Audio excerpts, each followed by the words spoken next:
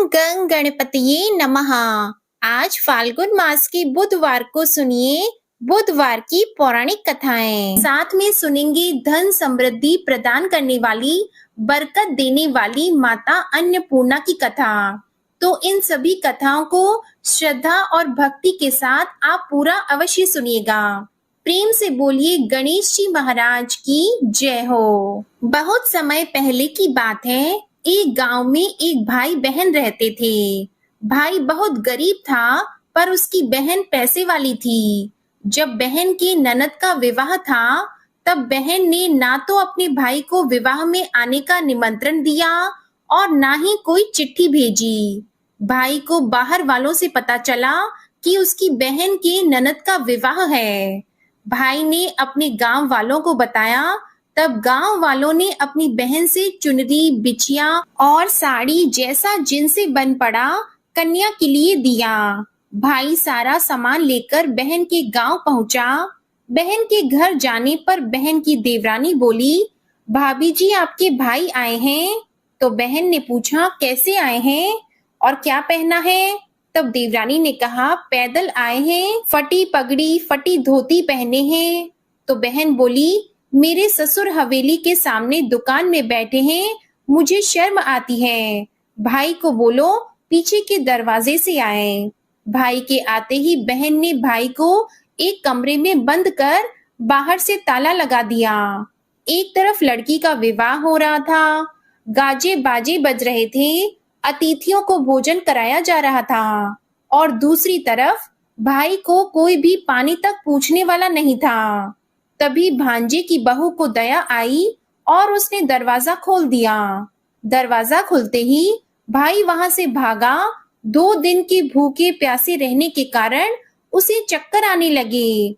रास्ते में एक गणेश जी का मंदिर था, वहां जाकर वो गिर गया और रोते रोते गणेश भगवान को अपनी व्यथा सुनाई और बोला, हे गणेश जी महाराज, आज मेरी गरीबी के कारण से मेरी सगी बहन ने मुझे धिक्कार दिया। घर जाने पर मेरी पत्नी, मेरे बच्चे जब पूछेंगे कि विवाह से क्या मिठाई लेकर आए हो, तो मैं क्या जवाब दूंगा? तब गणेश जी को उस पर दया आ गई और गणेश जी भगवान बोले, मेरे बगीचे से ककड़ी और तरबूज तोड़कर ले जा। तब भाई ने ककड़ी तोड़कर झोला भर लिया और अपने घर गया। घर जाते ही बच्चों ने पूछा, पिताजी बुआ के यहाँ से हम लोगों के लिए क्या लाए हो? झोला खोलते ही छोटे तरबूज सोने के गेंद में बदल गए, बाकी तरबूज काटने से हीरे मोती निकले। पत्नी बोली, आप बहन के घर से इतना कुछ क्यों लाए? आपकी बहन ने हम लोगों को बहुत ज्यादा दे दिया है। भाई ने कुछ भी जवाब नहीं दिया। गणेश भगवान की कृपा से उनके दिन बदल गए। भाई का काम धंधा जोरों से चलने लगा। धीरे धीरे गहने, कपड़े, रहने के लिए मकान बन गए। पत्नी बोली, एक बार ननद जी को बुलाकर लाओ। तो भाई ने नए कपड़े, नए जूते पहनकर रथ में बैठकर बहन को लेने गया। देवरानी बोली, भाभी जी आपके भाई आए हैं। बहन ने पूछा, कैसे आए हैं और क्या पहना है? तब देवरानी बोली, रथ में बैठकर खूब ठाट बाट से आए हैं। बहन बोली, मेरे भाई को बोलो कि हवेली के सामने से आए, मेरे ससुर देवर जेठ देखेंगे। भाई का बहन ने खूब स्वागत सत्कार किया। भाई बोला, बहन मैं तुम्हें लेने आया हूँ। तब बहन ने कहा, मुझे भी बहुत दिन हो गए हैं, चलो मैं चलती हूँ। भाई बहन को लेकर अपने घर आया। भाई और उसकी पत्नी ने बहन का खूब आदर सत्कार किया। जो चीजें मांगी सब बनवा कर दिया। बहन बोली, भाई मुझे एक जूते चाहिए। तब भाई ने मोची को बुलाया और कहा, मेरी बहन के लिए ऐसी जूती बनाओ जो मुंह से बोले। भाई ने बहन को बहुत सारा धन देकर विदा किया, पर अभी तक वह जूती नहीं आई थी। बहन रवाना होने लगी। तभी मोची जूतियां लेकर आया। बहन की जूती पहनते ही जूतियां बोली, निर्धन भाई की पैसे वाली बहन, गणेश जी का बगीचा नहीं होता तो आज क्या करती? बहन तब भाई की पत्नी से पूछने लगी, यह कहाँ से आवाज आ रही है? तभी भाई ने कहा, सुबह का समय है, कोई जीव जंतु बोल रहे होंगे। भाई ने घोड़े गाड़ी को जल्दी जाने को कहा। बहन के जाते ही पत्नी जिद करके बैठ गई कि जूतियां क्या बोल रही थी। तब पति ने अपनी पूरी आप बीती सुनाई कि कैसे बहन ने मुझे 2 दिन भूखा रखा, कमरे में बंद कर दिया था। भांजे की बहू ने दरवाजा खोला, तब मैं बाहर आया और गणेश जी के शरण में जा पहुंचा। गणेश जी की कृपा से हमारे दिन बदले हैं। उसने अपनी पत्नी को सारी बातें बताई। तब पत्नी बोली, अगर मुझे मालूम होता तो मैं आपकी बहन को कुछ नहीं देती। मेरा दिया हुआ सब कुछ वापस लेकर आओ। तब पति बोला, गणेश भगवान ने हमें सब दिया है। अगर वह मुझे भूखा प्यासा कमरे में बंद नहीं करती तो मैं गणेश भगवान के मंदिर में क्यों जाता? क्या मैं गणेश जी को अपना दुखड़ा सुनाता? तुम अपना मन मैला मत करो और अपने पर तो गणेश जी की कृपा है और किस चीज की कमी है। फिर दोनों गणेश जी के आगे झुककर प्रणाम करते हैं और जयकारा लगाते हैं। हे गणेश जी महाराज, जैसी कृपा आपने गरीब भाई पर की वैसे ही अपने सभी भक्तों पर अपनी कृपा बनाए रखना। तो प्रेम से बोलिए गणेश जी महाराज की जय हो। आइए अब सुनते हैं गणेश जी महाराज की अगली पौराणिक कथा। एक बार देवी तुलसी विवाह हेतु वर ढूंढने के लिए तीर्थ यात्रा पर निकली थी और ढूंढते ढूंढते वह गंगा किनारे पहुंच गई। उस समय गणेश भगवान गंगा किनारे तप कर रहे थे। उन्हें देखते ही देवी तुलसी उन पर मोहित हो गई और उनके मन में गणेश भगवान से विवाह की इच्छा उत्पन्न हुई। फिर देवी तुलसी ने गणेश जी के पास जाकर उनका ध्यान भंग कर दिया। आंखें खोलने के बाद गणेश भगवान के सामने देवी तुलसी खड़ी थी, लेकिन सामने एक स्त्री है, इसलिए अपने क्रोध को नियंत्रण में रखकर गणेश भगवान ने पूछा, आप कौन है देवी और मेरा ध्यान भंग करने का क्या कारण है? तो जवाब में देवी तुलसी ने अपने परिचय के साथ गणेश जी से विवाह की बात कर ली। उत्तर में गणेश भगवान जी बोले, देवी मैं ब्रह्मचारी हूँ, इस वजह से मैं विवाह नहीं कर सकता।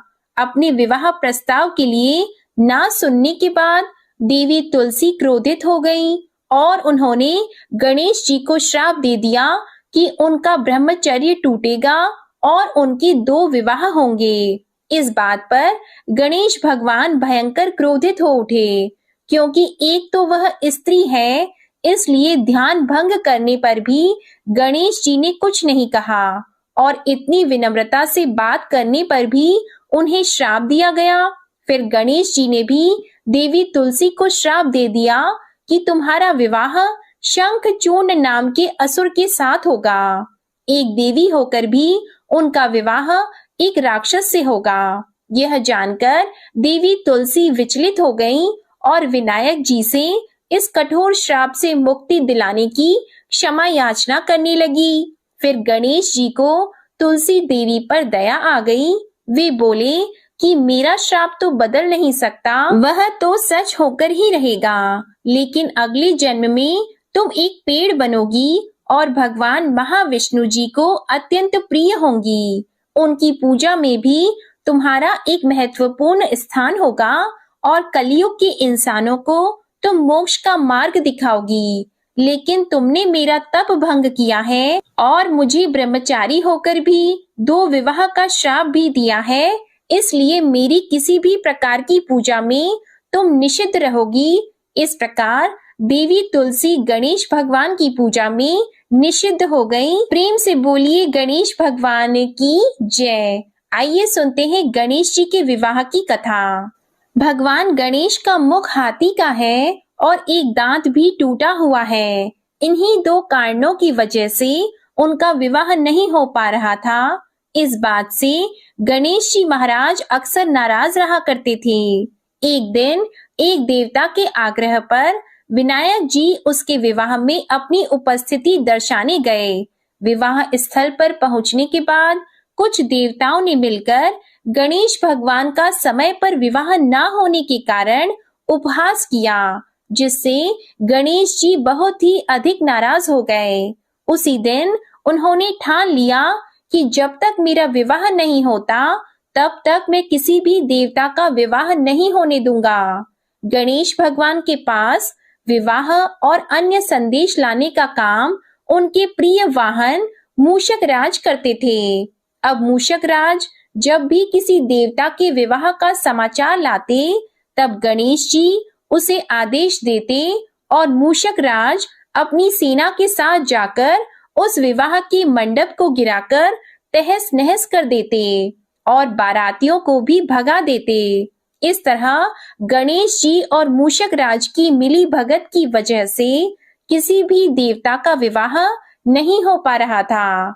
गणपति जी के व्यवहार से तंग आकर सभी देवी देवता भगवान शिव और माता पार्वती जी के पास पहुंच गए और इस विराट समस्या का समाधान मांगने लगे। भगवान शिव और माता पार्वती ने कहा कि इसका हल तो आपको केवल ब्रह्मदेव जी के पास ही मिल सकता है।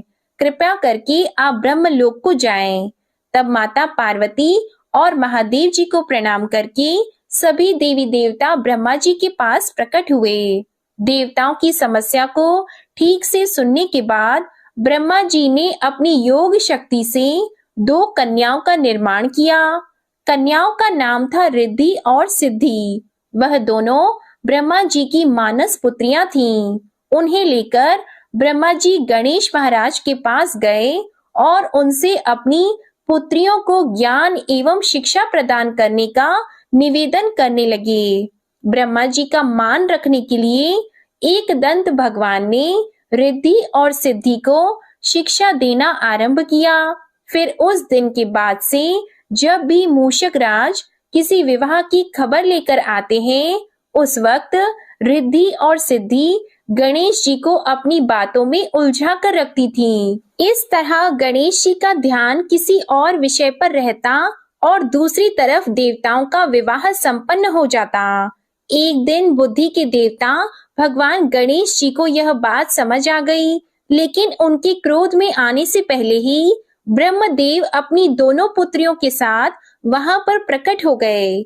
रिद्धि और सिद्धि को सामने देखते ही गणेश जी का क्रोध बढ़ने लगा, किंतु विनायक जी के मुख से कोई भी शब्द निकलने के पहले ही भगवान ब्रह्मदेव ने कहा, हे गणेश जी, आपने स्वयं ही मेरी पुत्रियों को शिक्षा दी है और अब मुझे इन दोनों के विवाह योग्य कोई वर नहीं मिल रहा। मेरी आपसे विनती है कि आप ही रिद्धि और सिद्धि से विवाह करके मुझे धन्य कीजिए। परमपिता ब्रह्मदेव जी की शांत वाणी को सुनकर गणेश जी का क्रोध शांत हो गया और वे उस विवाह प्रस्ताव के लिए हंसी खुशी राजी हो गए। विवाह के बाद अपनी दोनों पत्नियों से उन्हें 2 पुत्र प्राप्त हुए, जिनका नाम रखा गया शुभ और लाभ। तो प्रेम से बोलिए भगवान गणेश जी की जय। आइए अब सुनते हैं गणेश जी की पूजा पाठ में सुनी जाने वाली पौराणिक कथा। एक गांव में एक सेठ और सेठानी रहते थे। वे बहुत ही धार्मिक प्रवृत्ति के थे और वे गणेश जी के अनन्य भक्त थे। वे दोनों बिना चूके हर बुधवार को गणेश जी का व्रत रखते थे और शाम को ब्राह्मणों को भोजन कराने के बाद अपना व्रत खोलते थे। सेठ जी का काफी बड़ा परिवार था। वे सब आपस में बड़े प्यार और भाईचारे से रहते थे, लेकिन सेठानी और सेठ की कोई संतान नहीं थी। इस विषय पर परिवार और गांव के लोग आपस में बहुत बातें किया करते थे। सभी लोग सेठानी को बांझ बुलाते थे। ये सभी बातें सुनकर सेठ और सेठानी बहुत दुखी होते थे। एक बुधवार के दिन सेठ और सेठानी भगवान गणेश जी की पूजा संपन्न करा के मंदिर से बाहर आ रहे थे। तभी उन्हें सीढ़ियों पर एक छोटा सा बच्चा अकेले बैठा हुआ दिखा। बालक को देखते ही दोनों उसके पास गए और पूछा कि तुम्हारे माता पिता कहाँ हैं? लेकिन बच्चे ने अभी तक ठीक से बोलना नहीं सीखा था, इसलिए वह बोल ही नहीं पाया। पर दोनों सेठ और सेठानी बच्चे के पास शाम तक बैठे रहे। तब तक पंडित जी और सेठ जी और उनके नौकरों ने आसपास जाकर बच्चे के माता पिता को खोजने की कोशिश की, लेकिन उन्हें बच्चे के माता पिता या बच्चे खोने की कोई खबर ही ना मिली। फिर पंडित जी ने सेठ और सेठानी को वह बच्चा अपने घर ले जाने के लिए कह दिया। साथ में ये भी कहा कि अगर बच्चे के माता पिता यहाँ पर आते हैं तो मैं स्वयं उन्हें आपके पास ले आऊंगा। तब सेठ और सेठानी की खुशी का ठिकाना नहीं रहा। वे दोनों खुशी खुशी उस नन्हे बालक को अपने साथ घर लेके गए। सेठानी ने बच्चे का नाम अपने आराध्य भगवान श्री गणेश जी के नाम पर गणेश रख दिया और बड़े ही प्यार और दुलार से उसका पालन और पोषण करने लगे। कुछ दिनों के बाद उसी गांव में एक ठग पति पत्नी आए। उनका इरादा गांव के सबसे अमीर आदमी को ठगने का था। वे दोनों ठग गणेश मंदिर की सीढ़ियों पर बैठकर सोच विचार कर रहे थे। तभी वहां पर पंडित जी आ गए और गांव में अनजान लोगों के दिखते ही उनसे पूछा कि क्या आपका बच्चा खो गया है। दोनों चोरी चकारी के लिए बहाना ढूंढ रहे थे, इसलिए उन दोनों ने तुरंत ही हाँ कह दिया। तब पंडित जी ने कहा कि चिंता की कोई बात नहीं है, आपका बच्चा एक सेठ जी के घर पर पल रहा है। पंडित जी उन दोनों ठग को सेठ जी के घर पर ले गए। गणेश के माता पिता आ गए हैं, यह खबर सुनकर सेठ और सेठानी बहुत दुखी हुए। सेठ जी ने उन दोनों पति और पत्नी को एक रात के लिए अपने अतिथि गृह में ठहराया। अब वह दोनों ठग सिर्फ मौके की फिराक में ही थे। उसी रात सभी लोग सो जाने के बाद वे ठग एक एक करके सभी कमरों की तलाशी करने लगे। फिर वे दोनों तिजोरी वाले कमरे में पहुंच गए। छानबीन के वक्त होने वाली छोटी मोटी आवाजों से सेठ जी का एक नौकर जग गया और आवाज की दिशा में तिजोरी वाले कमरे के नजदीक आ गया। उसने चुपके से अंदर जब झांक कर देखा तो दोनों ही मेहमान कीमती सामान चुरा रहे थे। नौकर ने ये देखते ही धीरे से उस कमरे के बाहर की कुंडी लगा दी और चोर चोर बोलकर पूरे घर में हल्ला मचा दिया। शोरगुल की आवाज सुनते ही घर के सभी लोग इकट्ठा हो गए। तब सेठ जी ने उन दोनों चोर पति पत्नी को कमरे से बाहर निकाला और सुबह ही पंचायत में हाजिर कर दिया। सेठ जी ने सरपंच जी को पूरा मसला बताया और कहा कि ये दोनों तो चोर हैं, अब हम पुत्र गणेश को इन दोनों को नहीं देंगे।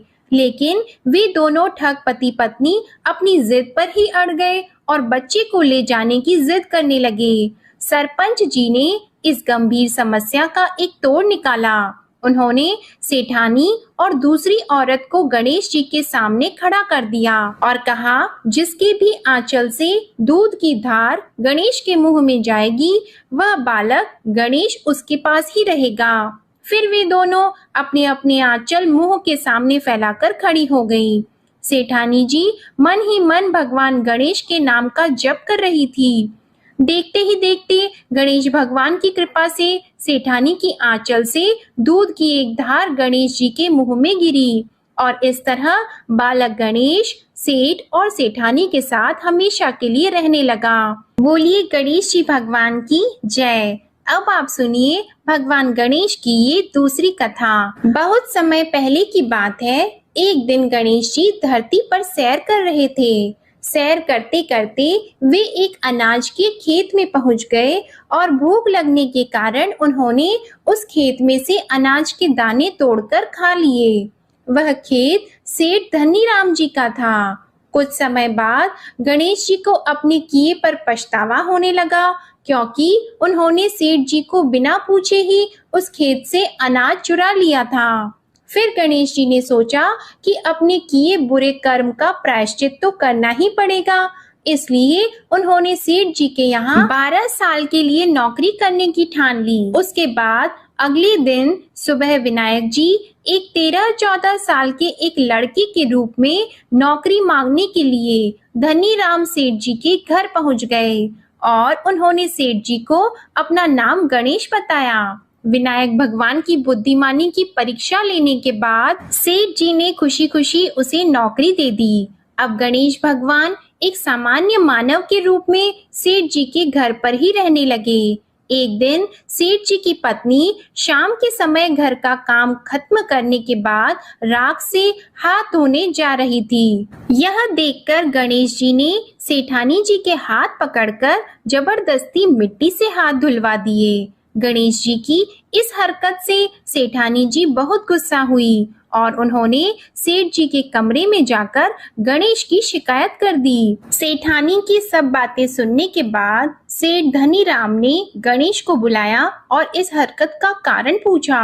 तब गणेश जी बोले कि सेठानी शाम के समय राख से हाथ धो रही थी और ऐसा करने से घर की लक्ष्मी नाराज होती है, इसलिए मैंने उनके हाथ मिट्टी से धुलवा दिए। इससे घर पर माता लक्ष्मी की कृपा बनी रहेगी। यह सब सुनकर सेठ जी ने सोचा कि गणेश जी की सोच तो बहुत अच्छी है। इसके कुछ दिनों के बाद कुंभ मेले का शुभ अवसर आया। तब सेठ जी ने गणेश को बुलाया और कहा कि सेठानी जी को कुंभ मेले में स्नान करा लाओ।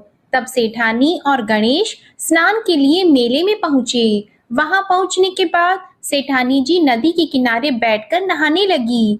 उन्हें ऐसा करते देखकर गणेश दौड़कर आए और सेठानी जी के दोनों हाथ पकड़कर उन्हें नदी के अंदर लेकर गए।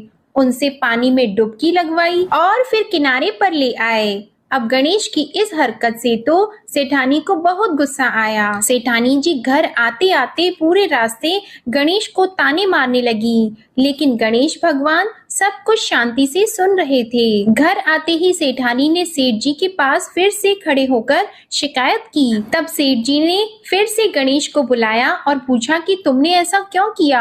गणेश जी बोले, सेठ जी सेठानी जी नदी के किनारे बैठकर गंदे पानी से नहा रही थी, तो मैंने उन्हें नदी में ले जाकर साफ पानी में डुबकी लगवाई। ऐसा करने से उन्हें अगले जन्म में बहुत बड़ा राजपाट और वैभव मिलेगा। सेठ जी ने सोचा कि गणेश के विचार तो बहुत अच्छे हैं, मेरे परिवार का भला सोचता है। कुछ दिनों के बाद सेठ जी के घर पर पूजा थी। पंडित जी आने के बाद में सेठ जी ने गणेश से कहा, जाओ और सेठानी को बुला कर लाओ। सेठ जी के आज्ञा के अनुसार गणेश जी सेठानी को बुलाने गए। उस वक्त सेठानी काली चुन्नी ओढ़कर कमरे से बाहर आ रही थी। वह देखते ही गणेश जी वह काली चुन्नी उतारकर फाड़ दिए और कहा कि पूजा के लिए लाल रंग की चुन्नी ओढ़कर आओ। अब सेठानी जी गणेश जी पर बहुत नाराज हुई और उन पर चिल्लाने लगी। इस आवाज को सुनकर सेठ जी वहां पर भागते हुए आए और पूछा कि क्या हुआ। तब सेठानी ने बोला कि गणेश ने मेरी चुन्नी फाड़ दी। फिर सेठ जी ने भी गणेश को बहुत डांटा। जवाब में गणेश जी ने कहा कि सेठ जी पूजा में कभी भी काला वस्त्र नहीं पहनते, इससे शुभ काम सफल नहीं होते, इसलिए मैंने ऐसा किया। सेठ जी ने सोचा कि गणेश तो बहुत समझदार है। इसी तरह लीला रचाते हुए उसी घर में गणेश जी के 12 साल बीत गए। फिर एक दिन सेठ जी ने नया कारोबार शुरू करने से पहले घर में पूजा रखी थी। पूजा करते करते सेठ जी को याद आया कि पूजा की सामग्री में गणेश भगवान की मूर्ति तो है ही नहीं। तब उन्होंने अपने नौकर गणेश को पूजा घर से भगवान विनायक जी की मूर्ति लाने के लिए कहा। तब गणेश बोला कि मुझे ही मूर्ति समझकर आप पूजा में विराजमान कीजिए, आपके सारे शुभ काम सफल हो जाएंगे। इस बात को सुनकर सेठ जी को गुस्सा आया और वे बोले, गणेश तुम अब तक सेठानी से मजाक करते थे, अब मुझसे भी करने लगे हो। तब उत्तर में गणेश जी ने मुस्कुराते हुए सेठ जी से कहा कि मैं मजाक नहीं कर रहा, मैं सत्य कह रहा हूँ। इतना कहने के बाद नौकर गणेश ने अपना असली भगवान स्वरूप धारण कर लिया। साक्षात भगवान श्री गणेश को सामने देखते ही सेठ और सेठानी उनके चरणों में लीन हो गए और उन्होंने अपनी पूजा संपन्न की। इसके बाद गणेश जी देखते ही देखते अंतर ध्यान हो गए। बाद में सेठ और सेठानी को बहुत पछतावा होने लगा कि स्वयं भगवान हमारे घर नौकरी कर रहे थे और हमने उनके साथ कितना बुरा व्यवहार किया, उनसे बहुत सारा काम कराया। ये सोच सोचकर दोनों दुखी रहने लगे। फिर उसी रात सेठ और सेठानी के सपने में भगवान गणेश प्रकट हुए और उन्हें समझाया कि मैंने 12 साल पहले तुम्हारे खेत से अनाज के दाने बिना पूछे तोड़ लिए थे और उसी कर्म का दोष दूर करने के लिए मैं 12 साल से तुम्हारे घर नौकरी किया। धनीराम सेठ जी के जीवन की काया पलट हो गई। गणेश जी जैसी माया आपने धनीराम सेठ जी पर की, वैसी ही माया इस कहानी को पढ़ने वाले, सुनने वाले और हर एक व्यक्ति पर करना। कथा अधूरी हो तो इसे पूरी करना और हमसे कोई गलती हुई हो तो उसे क्षमा करना। प्रेम से बोलिए भगवान गणपति जी की जय। आइए अब सुनते हैं धन समृद्धि प्रदान करने वाली, घर में बरकत लाने वाली माता अन्नपूर्णा की बड़ी ही दुर्लभ कथा। इस कथा को श्रद्धा और भक्ति के साथ पूरा अवश्य सुनिए। प्राचीन काल की बात है, पुरुषोत्तमपुर नामक गांव में एक बहुत धर्मात्मा सेठ जी रहा करते थे। उनके 5 पुत्र और एक सबसे छोटी पुत्री थी। उसका नाम गौरी था। सेठ जी का भरा पूरा परिवार था। सेठ जी ने अपने सभी 5 पुत्रों का विवाह कर दिया था और जब छोटी बेटी गौरी विवाह के योग्य हुई तो उन्होंने उसका विवाह एक दूसरे नगर के अपने ही समान धनी परिवार में कर दिया। अब सेठ जी की पुत्री गौरी दुल्हन बनकर जिस घर में गई, वहां उसका पति अपने माता पिता का इकलौता पुत्र था। अब गौरी बड़ी ही प्रसन्नता पूर्वक अपने ससुराल में रहने लगी। गौरी बड़ी ही सदाचार, गुणवान तथा रूपवती थी। एक दिन की बात है, जब 1.25 महीना हो गया, तब सास ने गौरी को रसोई संभालने के लिए दे दिया। रसोई की सारी बातें समझा दी। गौरी अपनी सासू माँ के पांव छूकर रसोई में प्रवेश करती है। तब सास ने कहा, बहू, रोज सुबह जल्दी उठकर पूजा पाठ करके रसोई में प्रवेश करना, फिर खाना बनाना। रोटी बनाते समय पहली रोटी गाय को और अंतिम रोटी कुत्ते की बनाना मत भूलना। इस प्रकार सास ने गौरी को सब कुछ समझा दिया। गौरी 4 लोगों के लिए खाना बनाती है और खाना बनाकर अपने पूरे परिवार को खिलाती है। जब अंत में खुद खाने के लिए बैठती है, तब वह देखती है कि उसके लिए तो रोटी बची ही नहीं। वह चावल, दाल और सब्जी खाकर पानी पी लेती है। अब जब शाम होती है, तब गौरी ने सुबह से ज्यादा आटा लगाया और रोटी सब्जी बनाकर रख दी। जब रात्रि में सब लोग खा लेते हैं, तो फिर से जब गौरी खाने के लिए बैठी, रोटी का डब्बा खोलती है तो उसमें एक भी रोटी नहीं थी। यह देखकर उसे बड़ा ही आश्चर्य होता है कि उसने तो सुबह से भी ज्यादा आटा लगाया था, लेकिन रोटियां बची ही नहीं। अब वह सिर्फ सब्जी खाकर पानी पीकर सो जाती है। अगले दिन फिर उसने कल से 2 गुना ज्यादा आटा लगाया और रोटियां बनाई, लेकिन फिर से उसे रोटी नहीं मिली। सभी रोटियां खत्म हो गई थी। अब उस दिन भी आधे पेट खाना खाकर ही उसे रहना पड़ा। इसी प्रकार गौरी चाहे जितना भी आटा लगाती, रोटियां उसे नहीं मिलती। यह हर रोज का काम हो गया था। वह सोचने लगी, आखिर कौन नहीं चाहता कि मैं रोटियां नहीं खाऊं, मैं पेट ना भरूं। गौरी इस आस में आटा ज्यादा गूंथती कि किसी ना किसी दिन तो उसे रोटियां मिलेंगी, किंतु ऐसा नहीं होता है। ऐसा करते करते वह बहुत कमजोर, दुबली पतली हो गई। तो दोस्तों, ऐसे ही एक दिन की बात है, जब गौरी रसोई में सब्जियां काट रही थी, तो गलती से चाकू से उसका हाथ कट जाता है और वह रोटियां नहीं बना पाती। तो उसकी सासू माँ ने कहा, बहू रहने दो, आज मैं रोटियां बना देती हूँ। तो गौरी ने कहा, नहीं सासू माँ, आप आटा लगा दीजिए, मैं रोटियां बना दूंगी। तो दोस्तों, उस दिन सासू माँ ने आटा लगाया और फिर बहू को दिया। बहू रोटियां बनाकर रख देती है। घर के सभी सदस्य रात के समय जब खाना खाने लगते हैं, सब लोग जब खाना खा लेते हैं, तब बारी आती है गौरी की। तो वह बहुत दुखी मन से खाना खाने बैठती है। वह सोचती है, आज तो सासू माँ ने आटा गूंथा है, वह भी बहुत कम, आज तो मेरे लिए रोटियां बची ही नहीं होंगी। यह सोचकर बहू मन ही मन बहुत दुखी होती है। किंतु जब वह रोटी के डिब्बे को खोलती है, तो उसने देखा कि उसमें 4-5 रोटियां पड़ी हैं। यह देखकर बहू बहुत खुश होती है। अब क्या था, ऐसे ही 7 दिनों तक बहू की सासू माँ आटा गूंथने लगी और बहू रोटियां बनाती थी। बहू को रोज रोटियां मिलने लगी। इन 7 दिन बहू ने भर पेट खाना खाया। जब 8वां दिन आया तो बहू का हाथ भी ठीक हो गया था। तब सासू माँ ने कहा कि गौरी बेटा, क्या मैं आज आटा गूंथ दूं या फिर तुम आटा गूंथ लोगी? तब गौरी ने कहा, नहीं माँ, मेरा हाथ अब ठीक हो गया है, मैं आटा गूंथ दूंगी। उस दिन गौरी ने आटा गूंथा और रोटियां बनाई, सबको प्रेम पूर्वक खाना खिलाया। जब उसके खाने की बारी आई तब उसने देखा कि रोटी के डिब्बे में तो रोटी है ही नहीं, पूरी रोटी खत्म हो गई। यह देखकर वह गौरी बहुत ही आश्चर्य में पड़ जाती है। वह सोचती है, जब तक सासू माँ ने आटा लगाया तब तक तो मुझे रोटियां मिलती थी, लेकिन जब से मैं आटा गूंथने लगी तो मुझे रोटियां ही नहीं मिलती, जबकि सासू माँ मुझसे बहुत ही कम आटा गूंथी थी। इसके बाद भी पूरा परिवार उसमें खा लिया करता था। ऐसी क्या बात है? यह सारी बातें सोचकर गौरी बहुत ही परेशान हो जाती है और दिन भर दुखी रहती थी। एक दिन की बात है, गौरी के पति ने गौरी से पूछा कि गौरी, तुम इतना उदास क्यों रहती हो? इतना सारा धन संपत्ति सब तुम्हारा ही तो है, तुम्हें रोकने टोकने वाला कोई नहीं है। तुम अपने मन से अपनी पसंद का भोजन बनाकर खाती हो, तुम दिन प्रतिदिन इतनी कमजोर कैसे होती जा रही हो? गौरी ने लाज और संकोच से अपने पति को कुछ नहीं बताया।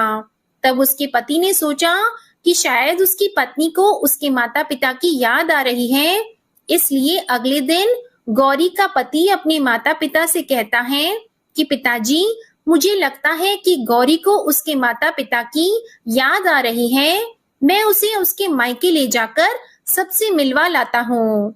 अपने बेटे की बात सुनकर गौरी की सास ससुर तैयार हो जाते हैं और उसे जाने की अनुमति दे देते हैं और कहते हैं, बेटा, यदि बहू को अपने माता पिता से मिलकर प्रसन्नता होती है तो अवश्य ही तुम उसे उसके मायके ले जाओ।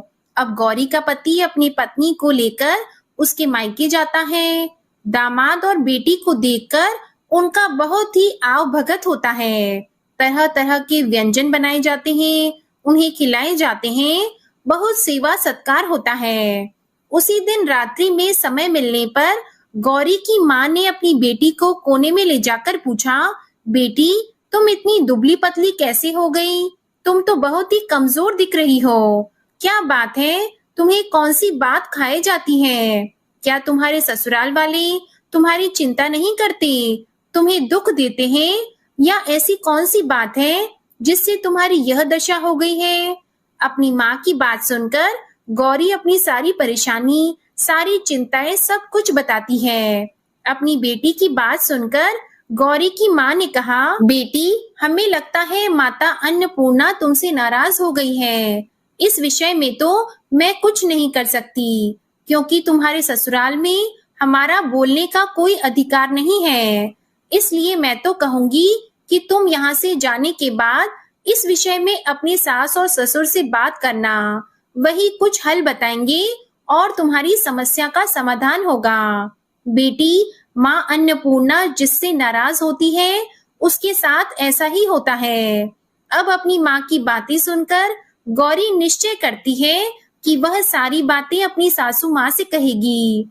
अब जब सुबह का समय होता है तो गौरी अपने माता पिता से विदाई लेकर अपने ससुराल आ जाती है और ससुराल आने के बाद वह अपने सास ससुर और पति से सारी बातें कह सुनाती है। वह कहती है, माँ जी, जब से मैंने रसोई संभाला है, मैं खाना बनाती हूँ, तब से मुझे एक भी दिन रोटियां नहीं बचती। मैं बिना खाए ही सो जाती हूँ, किसी किसी दिन पानी पीकर ही सो जाती हूँ, किसी किसी दिन चावल सब्जी खाती हूँ, रोटी तो मुझे मिलती ही नहीं है। और माँ जी, आपको याद है मेरा हाथ कटा था, तब आप उस समय आटा गूंथा करती थी और वह भी बहुत कम, फिर भी मेरे लिए रोटियां बचा करती थी और मैं भर पेट खाना खाती थी। लेकिन अब जब मेरे हाथ का घाव ठीक हो गया, तब से मैं फिर से आटा गूंथने लगी और रोटियां बनाने लगी। अब मेरे लिए फिर से रोटियां नहीं बचती, मैं आधे पेट ही खाना खाती हूँ। अपनी बहू की बातें सुनकर सास को सब कुछ समझ में आ गया। उसने कहा, बहू, यह शायद मेरी ही गलती है, मैंने तुम्हें सब कुछ बताया, सब कुछ सिखाया, लेकिन एक बात तो बताना भूल ही गई। ऐसा कहकर सास अपनी बहू का हाथ पकड़कर गौरी को रसोई में ले जाती है। एक परात में आटा निकालकर उस आटे को अच्छे से गूंथती है। गूंथने के बाद उस गूंथे हुए आटे पर अपनी उंगलियों की 5 छाप लगा देती है और कहती है कि बहू, यह माँ अन्नपूर्णा का छाप होता है, उनका चिन्ह माना जाता है। आटा लगाने के बाद कोई भी स्त्री इस तरह छाप लगाती है तो उसके घर में बरकत होती है। इसका अर्थ यह है कि माँ अन्नपूर्णा की कृपा सभी परिवार वालों पर बरसे और कोई भी सदस्य भूखे पेट न सोए। बहू, मैं तुम्हें ऐसा बताना भूल गई। तुम आटा लगाते वक्त आटे पर अपनी 5 उंगलियों का छाप छोड़ देना और माँ अन्नपूर्णा तुम्हारे ऊपर अवश्य ही कृपा करेंगी। तुम कभी भी खाली भूखे पेट नहीं सोगी। यह बरकत का चिन्ह होता है। अब अपनी सासू माँ की बात सुनकर बहू हर रोज आटा गूंथती और फिर उस पर अपनी 5 उंगलियों की छाप छोड़ देती और फिर रोटियां बनाती। अब बहू को हर रोज रोटियां मिलने लगी। वह भर पेट भोजन करने लगी और स्वस्थ भी हो गई। माँ अन्नपूर्णा की कृपा उस पर बरसने लगी। उसके हाथ में माँ अन्नपूर्णा का वास हो गया।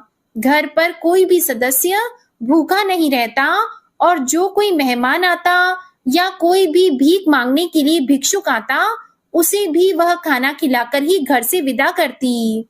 इस प्रकार बहू के ऐसा करने से उसके घर में बरकत होने लगी, अन्न की वर्षा होने लगी। तो प्रिय भक्तजनों, आटे को गूंथ कर उस पर 5 उंगलियों का छाप लगाना हमारी पुरानी परंपरा है। यह माता लक्ष्मी जी और माता अन्नपूर्णा का चिन्ह माना जाता है। ऐसा करने से माता अन्नपूर्णा सदा प्रसन्न रहती है और घर वालों पर अपनी कृपा दृष्टि बनाए रखती है। हमारे पूर्वजों से लेकर अब तक यह परंपरा चली आ रही है। सभी माताएं बहनें अपनी 5 उंगलियों की छाप आटे पर अवश्य ही लगाती हैं और माँ अन्नपूर्णा से प्रार्थना करती है कि सबका पेट भरना, सबका कल्याण करना और घर में अन्न धन की वर्षा करना। तो प्रेम से बोलिए अन्नपूर्णा माता की जय। ओम नमः शिवाय।